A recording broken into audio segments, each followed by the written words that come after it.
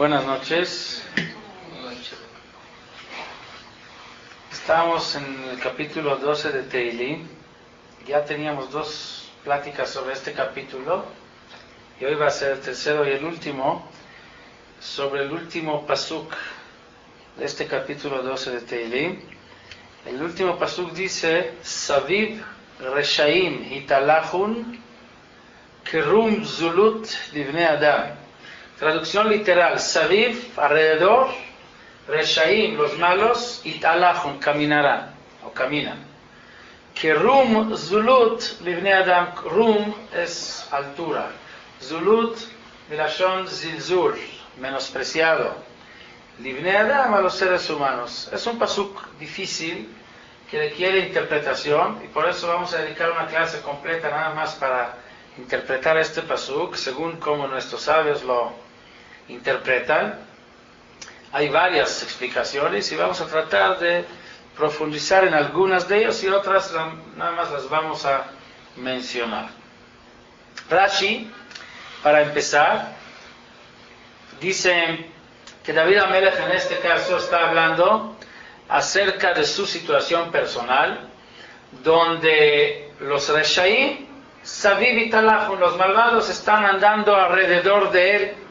¿Para qué? Porque tienen envidia. Él habla de la envidia que tienen los malos que lo rodean, que la envidia viene por... Buenas noches. La envidia viene porque David Amelech había subido de lo más abajo, de repente, hacia lo más arriba. ¿Qué era David Amelech antes? Antes de ser nombrado como rey o coronado como rey, era un pastor. Desde ser pastor que anda con el ganado en el campo, de repente lo suben y lo nombran, lo ungen como rey. Pues obviamente esto genera envidia. La gente es envidiosa y más cuando ven a alguien que era a lo mejor uno como ellos y de repente está arriba. Tanto a lo mejor normalmente cuando se trata de rey, que es de familia de reyes, hijo de rey, nieto de rey, la gente no tiene tanto envidia en ellos porque saben, mira, es otra categoría. Pero cuando uno del grupo de repente, y de la gente así sencilla, de repente llega arriba, pues la gente de su categoría anterior tiene envidia en él. Es lo que dice aquí David Amelech. Saviv reshaim y talachon. Los reshaim andan Saviv, alrededor de mí, caminan alrededor de mí con su envidia. ¿Por qué? Kerum zulut. Yo fui antes zulut, zol significa barato, menospreciado, igual que ellos, pero de repente kerum, rum es elevado, o sea, de repente me elevé desde el nivel menospreciado o barato o no importante donde estaba con ellos, de repente llegué a esa altura y esto genera esta maldad. La maldad y la envidia son hermanos gemelos. La Mishnah en Pirkei Avot dice: "Akin'a ve'ata'ava ve'akavod motzi'in et ha'adam min ha'olam". La envidia, las pasiones y los honores que busca uno lo desvían a uno del camino, lo sacan del mundo. ¿Por qué? Porque cada una de estas características, estas malas cualidades, son causas que traen consecuencias o efectos que no le permiten a uno vivir bien dentro de este mundo. La primera que mencionan nuestros sabios es la quina, la envidia. La envidia trae odio y el odio trae ya acciones irracionales que hace uno, que afectan no solo a la persona odiada o envidiada, sino hacia uno mismo, trae los efectos negativos. Esa es la interpretación simple, pshat, lo que nosotros llamamos pshat, que pone Rashi sobre este pasuk. Trae también un midrash Agadá, al Israel leatid la voz. El midrash dice que este pasuk, estas palabras del rey David se refieren al Am Israel, no a él personalmente, sino al pueblo de Israel en general. El pueblo de Israel en general está rodeado con malvados que andan alrededor buscando el mal de nosotros. Saviv, reshaim y talachon. Los malvados caminan alrededor de nosotros buscando cómo perjudicar a Am Israel. Pero va a llegar un momento donde este pueblo, que es el pueblo más menospreciado por los demás pueblos, Zulut, muy barato, es la cosa más barata que hay. La sangre judía, ustedes saben, es la cosa más barata que hay. El mundo nunca ha sufrido mucho cuando se ha derramado la sangre del pueblo de Israel. Pero va a llegar un momento, el momento de la Geulah, donde esta cosa tan menospreciada que se llama Am Israel, que Rum Zulut, se va a llegar a niveles muy altos, Livnei Adam. Todos los seres humanos van a tener que reconocer nuestra importancia y nuestro lugar superior, importante entre los seres humanos. Esto va a llegar, obviamente, en la época de la Geulah. Ya respecto a eso, decir que Am Israel es la cosa más menospreciada y de menos costo, más barato que hay en el mundo. Esto nos recuerda una historia que traen nuestros sabios acerca de Onkelos. Onkelos es el famoso traductor que tradujo la Torá al arameo. Era sobrino de Titos, que era el emperador de Roma. Cuentan nuestros sabios que Onkelos, siendo el sobrino de Titos, y Titos con tanta sabiduría y tanta experiencia en la vida, una vez se le acerca al tío y le dice: tío, quiero un consejo para poder triunfar en la vida. Y el tío le da el siguiente consejo, le dice: mira, tú empiezas a navegar en el mundo, vas a buscar la cosa más barata que hay, cuando la encuentras, la compras. Buscas la mercancía más barata, que menos costo tiene. ¿Para qué? Para que en un momento dado lo vas a poder vender a un buen precio y hacer mucho dinero. Bueno, sale al mundo, empieza a conocer el mundo, va de aquí, va para allá, conoce diferentes culturas, diferentes gentes. Dentro de su recorrido en el mundo llega a Eretz Israel también. Y ahí es donde llega a conocer al pueblo de Israel, a su cultura, a la Torá, y le encanta, le cae muy bien, y empieza a investigar, empieza a estudiar, y finalmente llega a convertirse en un gran sabio, y se convierte al judaísmo, y se hace uno de los grandes sabios, se traduce la Torá al arameo.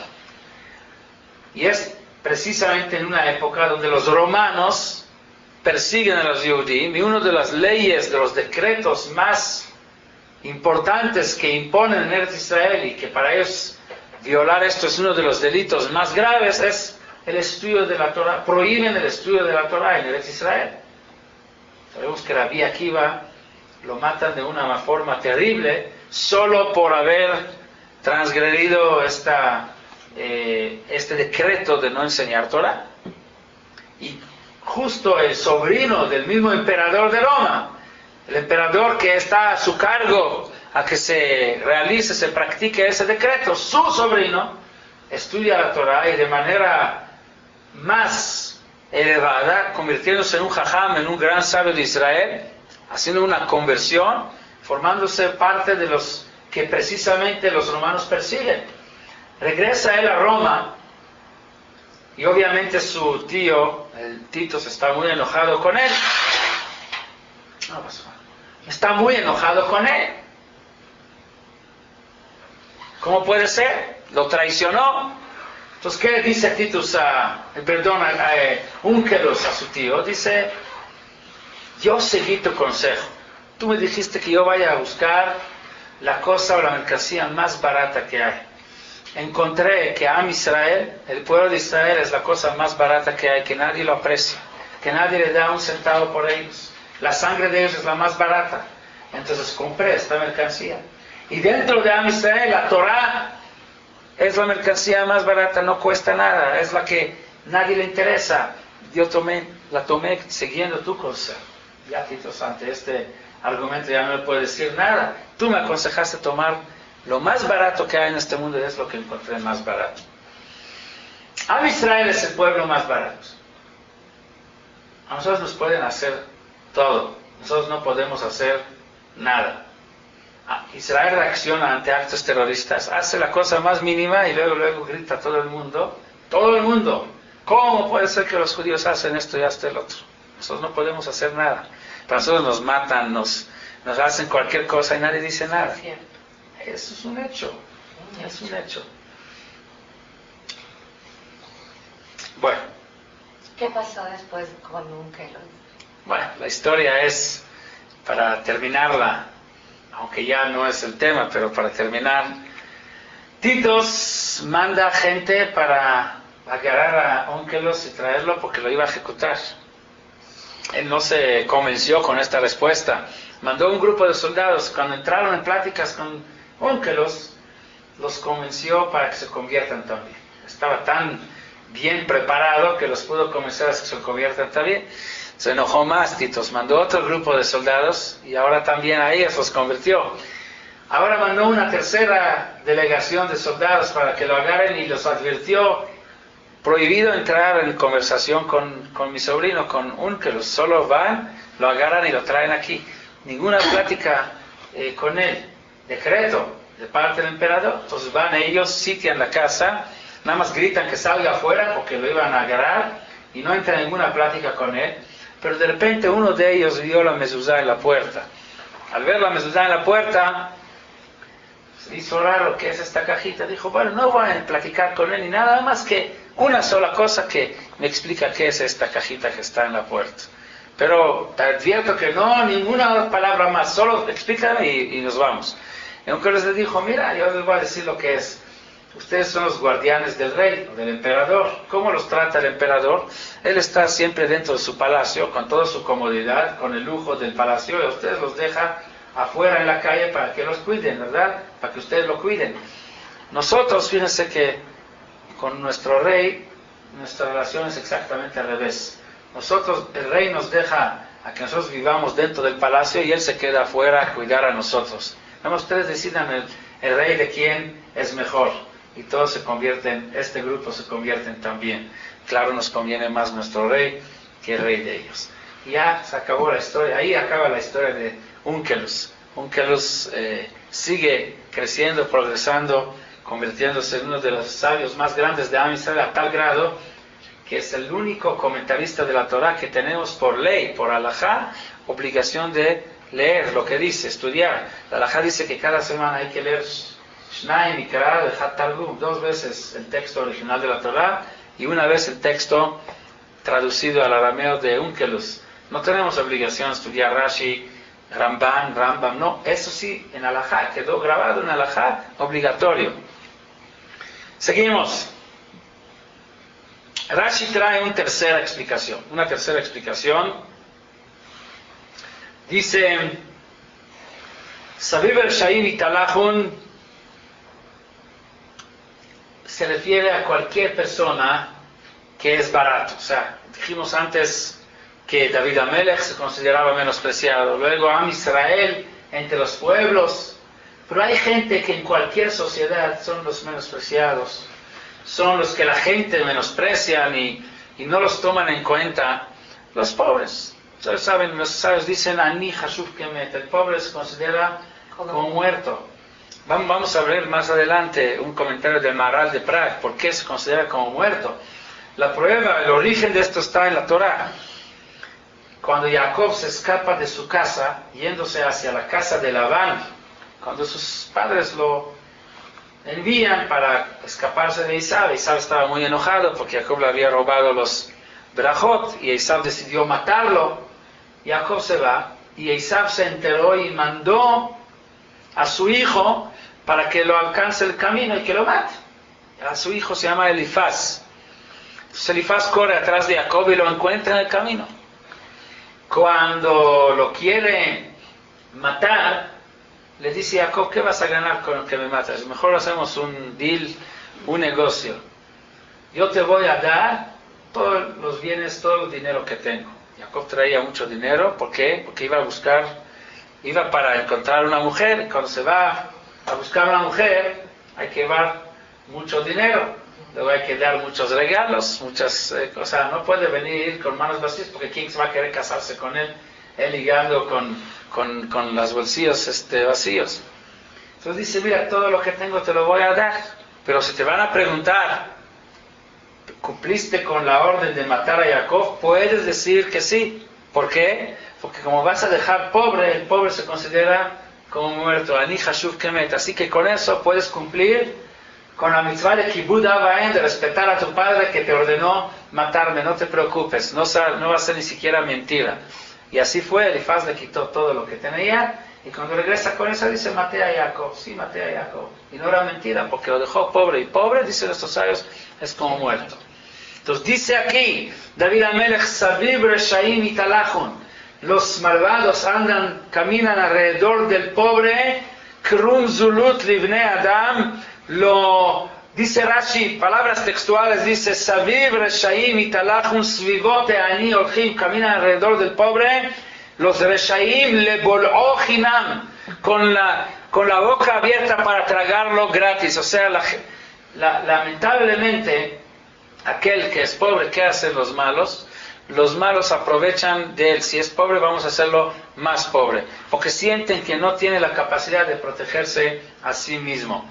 Eso es una expresión de David Amelech mostrando la maldad de la gente. Si tú eres realmente quieres quitarle algo a alguien, quítale al rico, porque al pobre rico igual ya no le va a hacer tanto daño. Pero ¿a qué viene la gente? A los ricos, con los ricos no se meten con los pobres para quitar los poco que tienen. El mismo David Amelech, en una ocasión, sabemos, cometió una acción que los sabios dicen que no es pecado, porque no entendemos bien lo que pasó ahí, pero a la simple vista se ve como un pecado.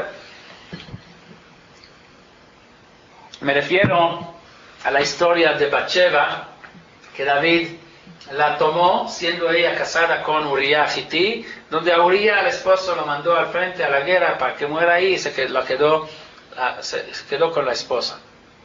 Cuenta el Naví que vino un Naví, un profeta, se llamaba Natán Naví, a reclamarle a David.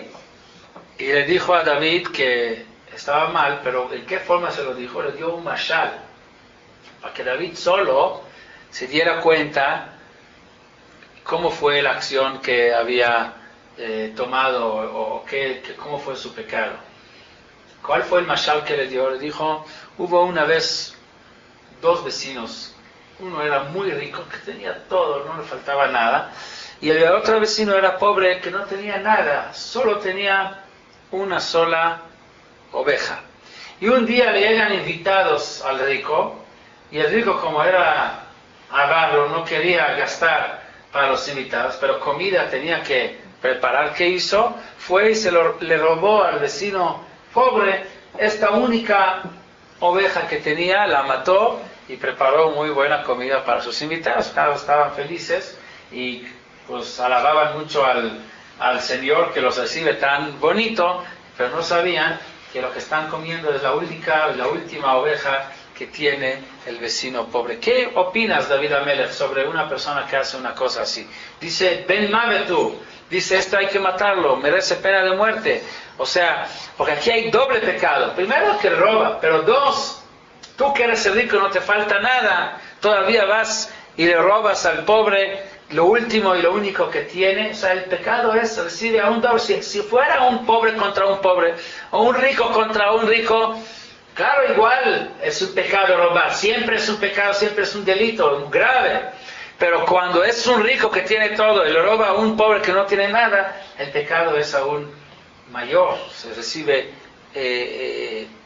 la maldad aquí es doble. Y esto es lamentablemente una realidad en el mundo a la cual está reclamando David Amelech diciendo, Saviv Reshaim Italachun. Los malvados andan alrededor de quién? Precisamente alrededor de la gente que no tiene la forma de defenderse, a la gente que son, digamos, de una categoría o una sociedad más baja. Si hablamos de esto, la Gemara, en esta explicación, la Gemara trae, la Gemara en Masejet Brachot, dice que porque la palabra krum zulut, ¿qué es krum? Trae la Gemara y dice que Ivan shelitztarech adam labriot panav mishtanot ki krum. Un pobre Cuando no tiene nada que comer, ¿qué hace? Pues va y le pide a la gente, le pide ayuda, le pide tzedakah. ¿Qué pasa con esta persona que pide? Su cara cambia de color. Panav mishtanot ki krum. ¿Qué es krum? Krum, dice la Gemara, hay un ave, un animal que vive en el mar.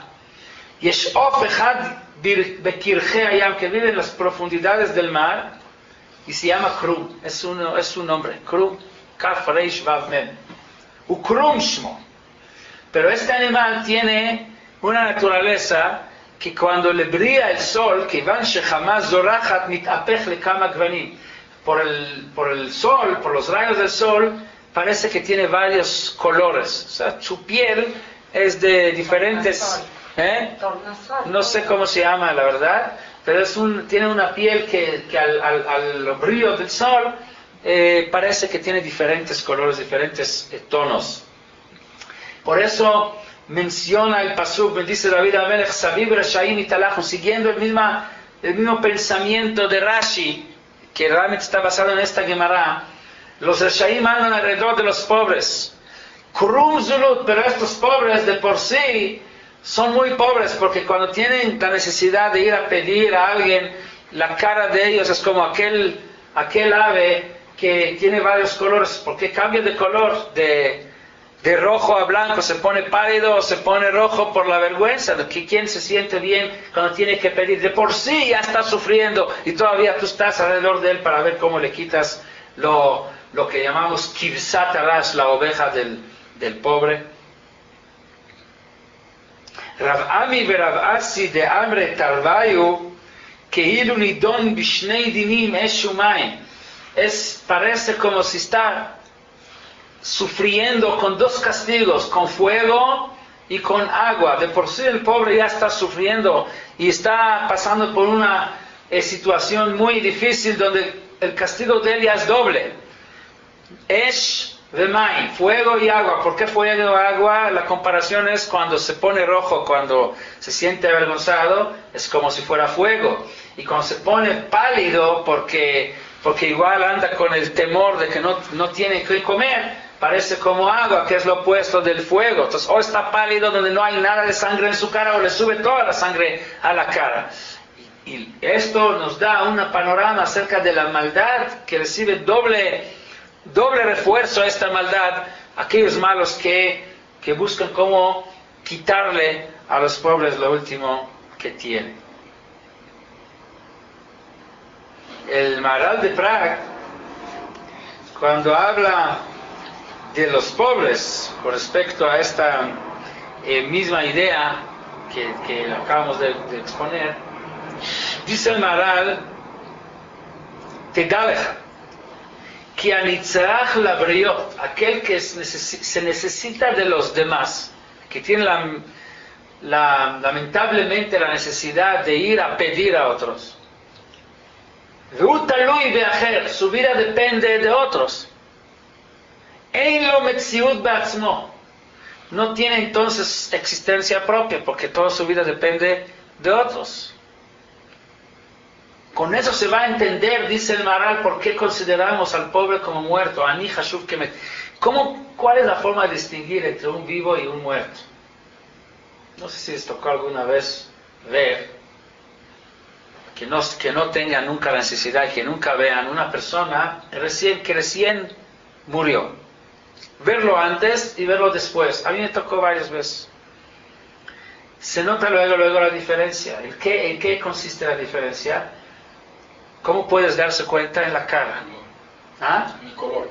El color, no es el color, en la expresión de la cara. Cuando uno está vivo, se nota en la cara que está vivo. Cuando muere, inmediatamente te das cuenta en la cara que no expresa nada, o sea, que es como una piedra, o sea, ya no expresa la cara, no expresa vida. No importa en qué situación esté, aunque esté vivo, muy poca vida tiene, digamos, aunque esté muy, muy mal, inconsciente, pero mientras tiene vida, se expresa en la cara su vida, se expresa que la Neshama está todavía dentro de él. Una vez muriendo, ya la cara no expresa nada, o sea, ya es como una piedra. Y es lo que dice aquí, aquel que es dependiente de otros, su cara cambia. O como dijimos antes, cambia de color. El pobre que tiene la necesidad de pedir a otros, su cara cambia de Eshumay, fuego y agua, de rojo a blanco. Entonces este cambio en la cara de él, que sucede por la necesidad que tiene de pedir a otros, esa es la razón que lo consideramos como muerto. O sea, su cara expresa algo diferente a los demás. Expresa que él no tiene existencia por sí mismo, sino que es dependiente de otros. Y por eso lo comparan con el muerto, donde en la cara se deja de expresar vida. De Ainu, She'ein lo ziv tzalmo v'chashach ziv pana. O sea, se dice, se acostumbra a decir que aquel que está con tantos problemas, un pobre, como que se le apagó la luz de acá. O sea, anda apagado, o sea, se le apaga esa luz de vida que Dios da. Dios nos da una capacidad de radiar luz, de mostrar que estamos vivos, y cuando uno anda así apagado, con tantos problemas, luego se puede sentir en su cara. Se le fue el alma, o está apagado. Está apagado. Por eso lo consideramos como muerto. Kasher eino metziut gamur, uma'ala zot nitna ba'adam beyoter. Ahora el Maharal entra a un subtema. Esto lo trae el Maharal como una introducción a un tema muy extenso que él trata en Pirkei Avot. Si es así, cabe la pregunta. Nosotros sabemos que la luz que nosotros tenemos es una luz espiritual que Dios implantó dentro de cada ser humano. Y si al ser pobre se apaga la luz, como que contradice. Entonces, por falta de recursos materiales se apaga esa luz espiritual. ¿Cómo puede ser? Si la luz no es por una situación material, sino que es una luz, esta luz que radia al ser humano, que su cara ilumina, es por la parte divina que hay dentro de él. Y el pobre igual tiene esa parte divina igual dentro de él. Entonces, ¿por qué se apaga esta luz en su cara? Eso pregunta el Maharal. ¿Por qué es así? Entonces él entra en explicación de que esa parte que ilumina nuestra cara es lo que nosotros llamamos Tzelem Elohim, esa imagen y semejanza a Dios. Y el Tzelem Elohim se puede quitar aún por medios materiales también. Por ejemplo, está escrito Amalbin peneja veroba rabim ein lo chelek leolam haba. Aquel que está avergonzando, que avergüenza a otro en público, pierde su parte en Olam Haba. ¿Por qué? ¿Por qué es tan grave? Porque al avergonzar a otro, estás quitando, estás afectando su luz. Igual, ¿cómo se siente aquel que lo ofenden, que lo avergüenzan? Pues también se nota en su cara, se pone pálido, se pone rojo. Igual inmediatamente se refleja en su cara.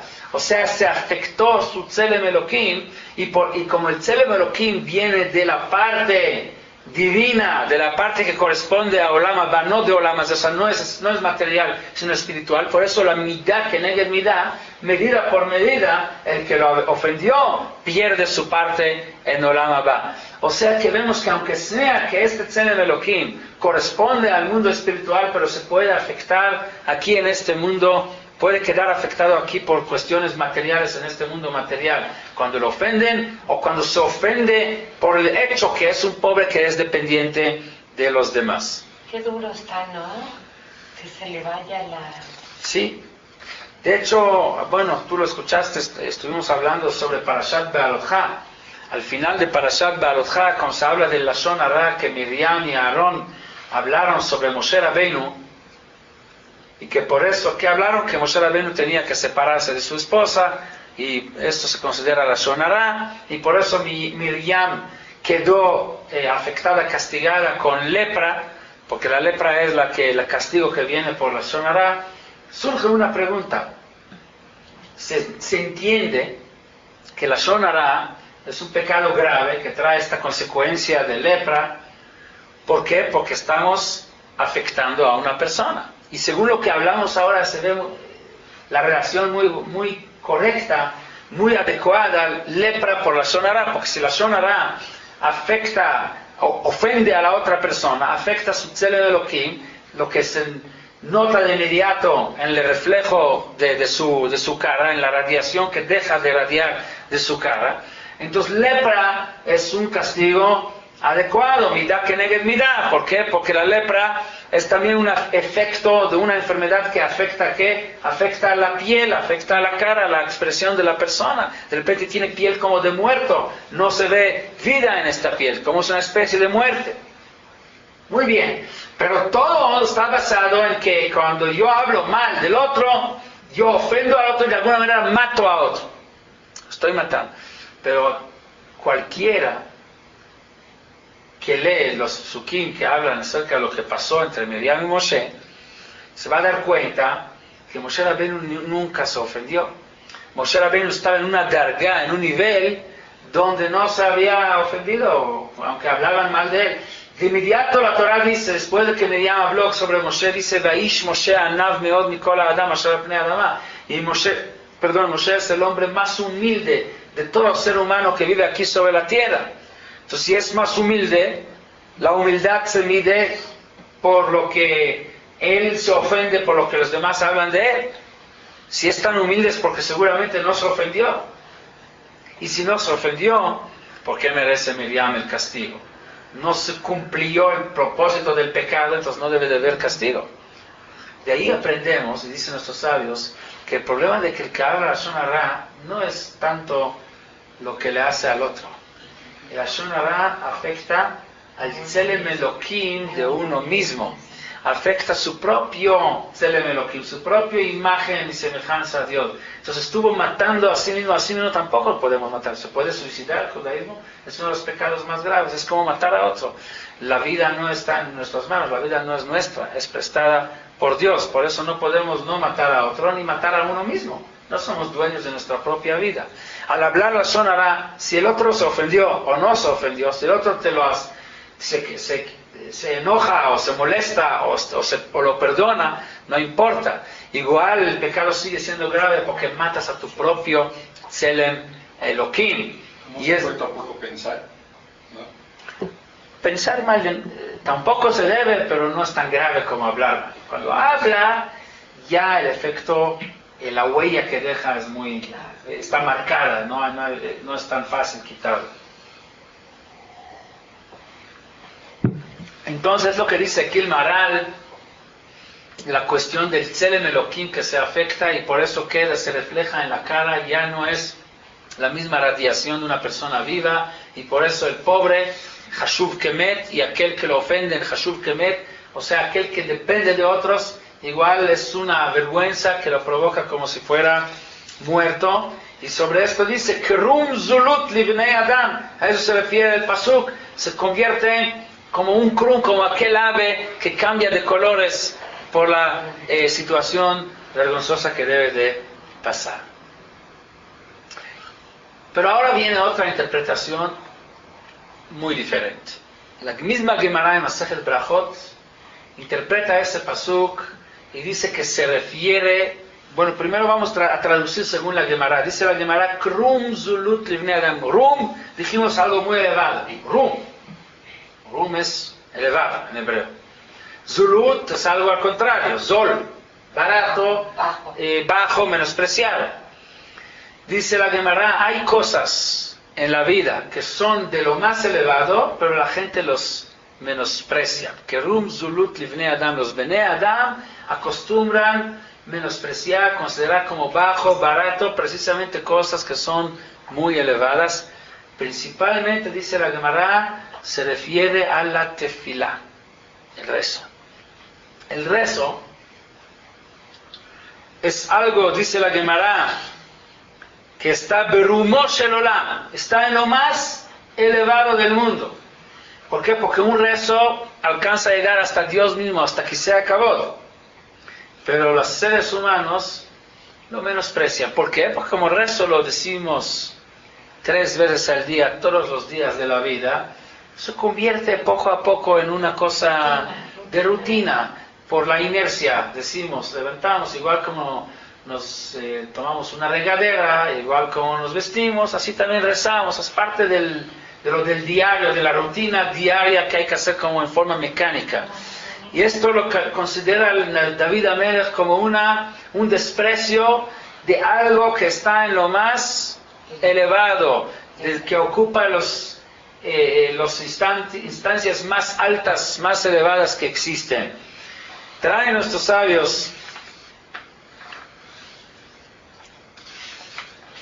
el Degel Mahane Efraim, es un libro de Hasidut, sobre esta Gemara, Rum Zulut Livnei Adam, Elu Dvarim Sheomdim Berumo Shel Olam, Ubnei Adam Mezalzelim Baim, la gente lo menosprecia.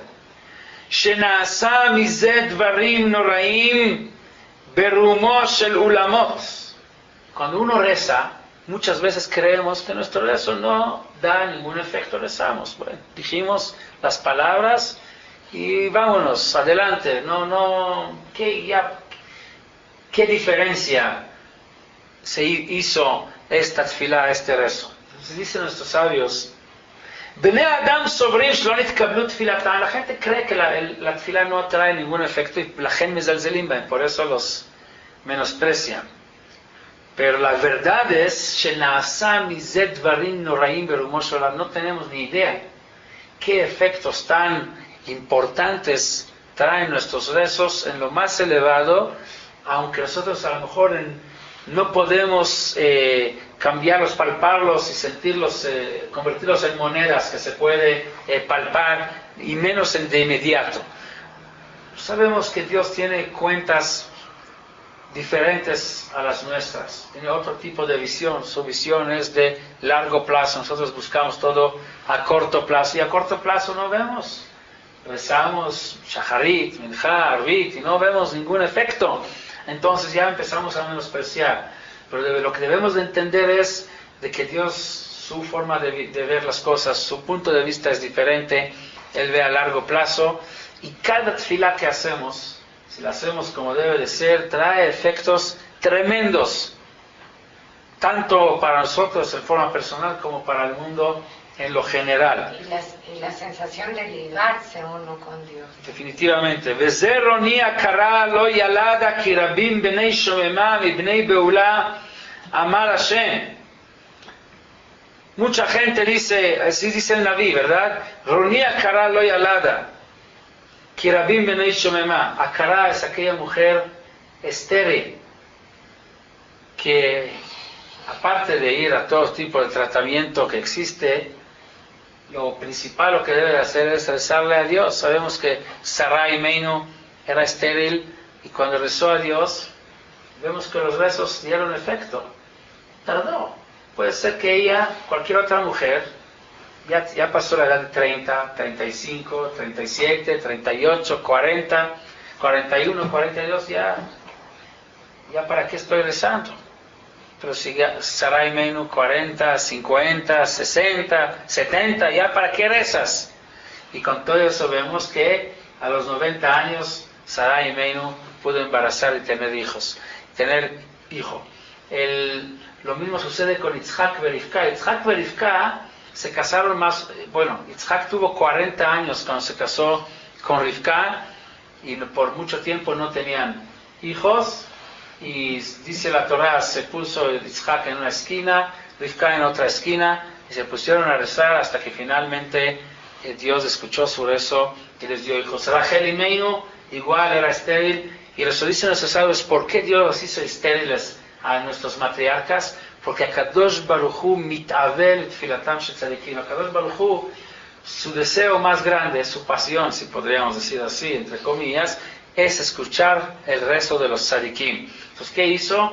Los mandó estériles al mundo para que estén motivadas a rezar. Lo mismo como Haná, la esposa del Caná, que ella es la que inventó este rezo donde no se oye, se mueven los labios, pero no se oye fuerte, como rezamos nosotros la Amidá, Sfatea Noot Vekolá Lo Yishama, rezó con todo el corazón y finalmente recibió a su hijo Shmuel. Dicen aquí nuestros sabios, a esto se refiere el pasuk, Rania kara lo yalada, kirabim benei shomema perush, atfilot asher ata sover, shehem shomenim, aquellos tfilot que tú crees que son shomenim, que no traen ningún fruto, como si fuera un desierto, regar el desierto no te va a traer fruto, así crees. Osim peulot gdolot yoter mireyatcha gashmit, traen efectos muy grandes más allá de lo que tus ojos físicos pueden ver. No todo lo que no vemos significa que no existe. Sabemos, y hoy más que nunca sabemos, que aunque los ojos no ven cosas, las cosas existen. Sabemos que en este mismo cuarto, en este momento, hay muchas ondas que están aquí en el aire. No vemos, no lo podemos palpar, pero si abrimos un radio, escuchamos de repente una voz, o una televisión, vemos hasta imágenes. ¿De dónde vienen? Son ondas que andan aquí en el aire. Abrimos nuestro teléfono celular y podemos hablar hasta el otro lado del mundo. No todo lo que no vemos o no palpamos significa que no existe. Entonces, si ya por medio de la ciencia se puede comprobar esto, podemos ahora con más tranquilidad estar seguros de que aunque no vemos los efectos, no vemos las ondas que se generan por nuestros tfilot, son ondas muy fuertes que traen efectos muy importantes en el mundo, muy grandes, aunque no los podemos palpar. Y así también dice el Sefer Avodat Israel, Akadosh Baruch Hu mit'avel et tfilatam shel tzadikim vetaken elyonim. Akadosh Baruch Hu desea nuestra tfilá y muchas veces nos manda algunos problemitas por aquí y por allá para que recemos. והצדיק יש לו לידע, הצדיק דבד לסבר, שכל מה שיבוא לו הוא מתפלל עליו, בוודאי דוגמה לא צריך בעולמות העליונים, והקדוש ברוך הוא מזמן זה להצדיק כדי שיתפלל עליו, todo lo que le sucede, todo lo que pasa, y que problemas que por eso tiene que rezar, tiene que entender que a lo mejor en el mundo superior, en mundos espirituales, hace falta cierta tefilá, justo, o sea, no un tefilá como cualquiera, sino una tefilá específica, que debe de completar algo. Entonces Dios te manda un problema específica, directa, para que hagas un rezo especial, que justo ese es el rezo que hace falta en los mundos superiores.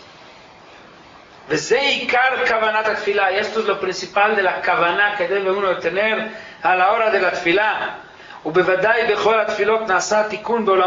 Cada tefilá trae un efecto tremendo en los mundos espirituales. Y muchas veces regresa este efecto, esta corrección, esta reparación del mundo espiritual hacia este mundo físico. Y a veces el efecto, la reparación se hace nada más en los mundos espirituales sin que traiga un efecto en el mundo físico. Cuando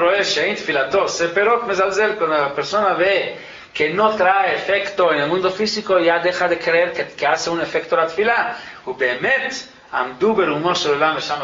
Pero en la verdad, en la realidad, el rezo siempre trae frutos en el mundo espiritual seguro, y en muchas ocasiones también en el mundo físico, y aunque no trae el mundo físico, debemos de entender que en el mundo espiritual siempre.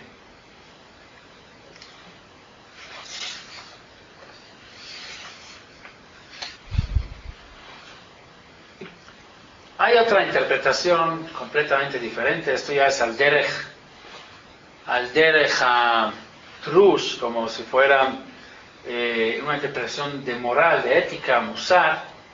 Saviv reshaim italachun kerum zulut livnei adam, se refiere a aquellas personas que no tienen su propio camino en la vida. Todo el tiempo nada más están mirando hacia todos lados para ver qué hacen los demás, y esto es lo que voy a hacer yo. Saviv reshaim italachun, o sea, aquellas que andan todo el tiempo alrededor de otros para ver qué hacen los demás, y es lo que voy a hacer. Y eso es una receta muy clara y muy obvia para mal camino, para llegar a ser rasha, no para ser tzadik. Tzadik debe de ser una persona que tiene principios firmes en la vida, tiene una línea de camino que él eligió porque sigue el camino que Dios nos ordenó, y no importa en qué situación está, en qué circunstancia está, quiénes son la gente que está alrededor de él, si son gente que lo van a apoyar, o si son gente que van a burlarse inclusive de él. No hay diferencia. No hay ninguna diferencia porque la verdad es verdad en cualquier lugar, en cualquier momento, en cualquier época. La verdad no puede cambiarse. De hecho, es la primera alajá en Shulchan Aruch. El Shulchan Aruch empieza con la alajá de que en la mañana debe uno de levantarse como león y descarado como el tigre. ¿Qué significa descarado como el tigre? Que te escupe en la cara y que digas que es lluvia. O sea, que no porque, ¿qué va a decir el vecino? ¿Qué va a decir el goy que me va a ver? Se va a burlar de mí, por eso pues me voy a esconder en el mejor de los casos, o voy a esconder mi judaísmo, o sea, voy a disfrazar como que no soy, para que no burlen de mí. No, si es verdad, ¿de qué tienes que avergonzarse? ¿Por qué podemos ver tanta gente rara en el mundo que no tiene ninguna vergüenza en lo que hacen? Los hindús caminan como hindús en cualquier lugar, con su, ¿cómo se llama? Turbante. Y los musulmanes con lo suyo. Tú puedes ver musulmanes en cualquier parte del mundo, en la parte más moderna, donde hay toda clase de gente, y cuando llega la hora de su rezo, se va a agachar en la misma calle a la mitad, 5 veces al día, no 3 como nosotros, y va a decir su tefilá, y él tiene que decir su tefilá arrodillado, o sea, con las rodillas en el piso, y no le da vergüenza. ¿Y por qué los locos de yo qué sé yo, Hare Krishna, o todo este tipo de gente rara, no tiene vergüenza de hacer lo que hace? Porque creen en esto, y lo siguen haciendo en cualquier lugar. El yudí, de repente te das cuenta que, sí, o sea, cuando está ya en su ambiente todavía está dispuesto, pero sale un poco afuera, y qué va a decir este, y qué va a decir el otro, y va a esconder esto, y va a esconder esto, y le da vergüenza. Entonces, Sabir Reshaim y Talachon significa, si tú andas nada más alrededor de otros para ver qué van a decir los demás, y a dónde me conviene ir, Reshaim y Talachon, es el camino de los malos. El camino de un tzadik es aquella persona que tiene una sola línea y no importa quién o cómo o dónde o en qué época vive, él siempre la línea sigue siendo la misma línea. Y por eso dice Krum Zulut Libnei Adam, son como aquel ave que cambia de color. También hay gente que cambia de color, depende al lugar o el ambiente o la sociedad en la cual están. Cada vez tiene otra vestimenta, otro color. Engañan no a los demás, no a Dios, sino engañan a ellos mismos. Y esto es el camino para llegar a la maldad. Eso es una. Hay otro que traen nuestros sabios, dice así, esto lo dice Rabbi Ben Zion Abba Shaul en su libro Jochma Musar, dice, Zeu Chesed Gadol שעשה הקדוש ברוך הוא עמנו, שנתן לנו האפשרות לבקש ממנו כל מה שיחסר לנו.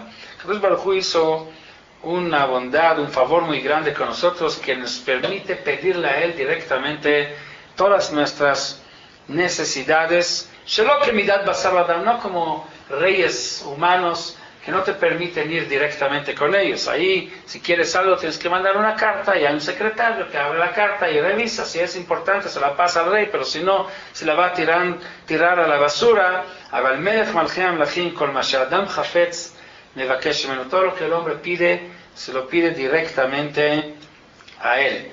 ומהו האדם, עפר ואפר, רימה וטרדה. ¿Y qué es el hombre? Nada, es polvo de tierra. Va a ser comida para gusanos. Y con todo eso, notenlo a Kadosh Baruch Hu, et azchut levakesh.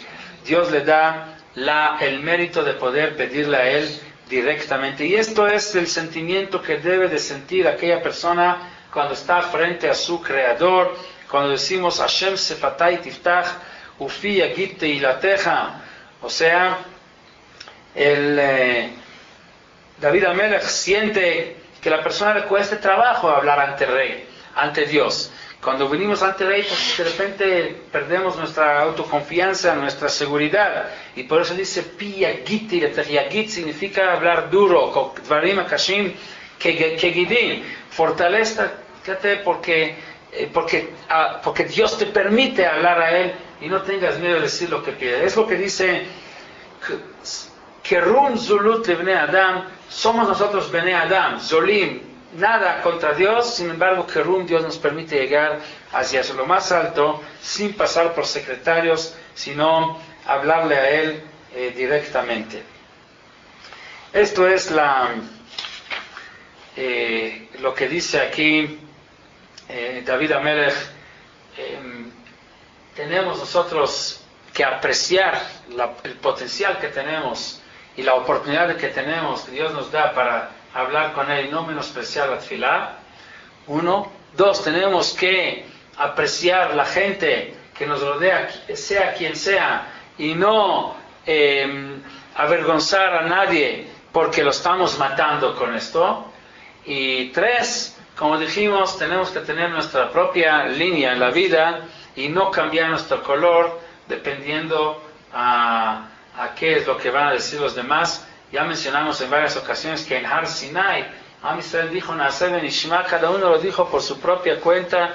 La prueba es, porque dice que lo dijeron, se oyó como si fuera una sola persona.